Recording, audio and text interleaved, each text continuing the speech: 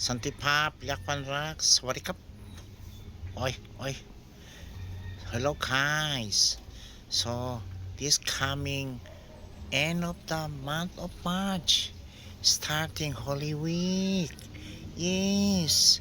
So, I know this coming Holy Week season is you're gonna be changed.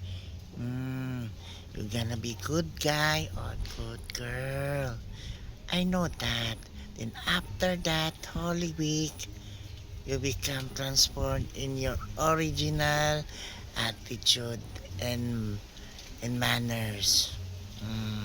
Because you will be changed because many of you giving and sharing benignite and other kakanin.